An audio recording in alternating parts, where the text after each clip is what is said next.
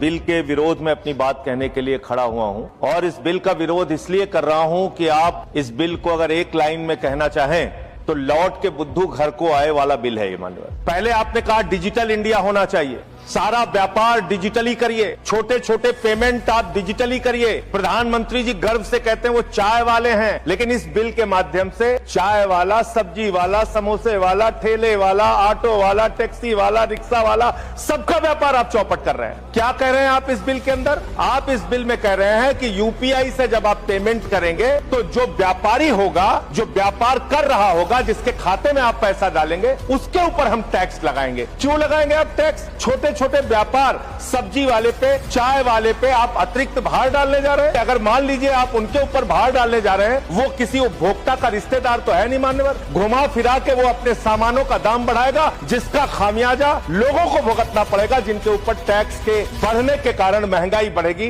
तो ये दो तरह से मार करने वाला टैक्स है, नंबर एक। दूसरी बात, ये बिल लाया किन परिस्थितियों में गया है, ये देश को जानना जरूरी है। 31 मार्च 2026 को जो United state trade representative USTR, इसने आपत्ति जताई कि हिंदुस्तान में यूपीआई पर जीरो टैक्स की वजह से हम लोग बर्बाद हो रहे हैं, तो ट्रंप के दबाव में भारत की संप्रभुता को गिरवी रख के ये बिल लाया गया है। इसलिए इस बिल के हम खिलाफ। मानव, विदेशी दबाव में भारत की संप्रभुता को गिरवी रख के आप ऐसा बिल ला रहे हैं जिसमें फॉरेन इन्वेस्टर्स को टैक्स में 100% एग्जम्पशन दे रहे हैं, लेकिन जो हिंदुस्तान में छोटे छोटे व्यापार करने वाले लोग हैं उनके ऊपर आप टैक्स लगाने जा रहे हैं। मान्यवर, ये सरकार कहती है यूपीआई के पूरे सिस्टम को मैनेज करने में आपको पैसा खर्च करना पड़ता है। अरे भैया, 27,000 करोड़ रुपए तो आपने सिर्फ मिनिमम बैलेंस चार्जेस के नाम पे 2 साल में देश के करोड़ों उपभोक्ताओं से ले लिया। तो इसलिए मैं आपके माध्यम से कहना चाहता हूं सरकार से, ये बिल इस देश के आम आदमी के खिलाफ है,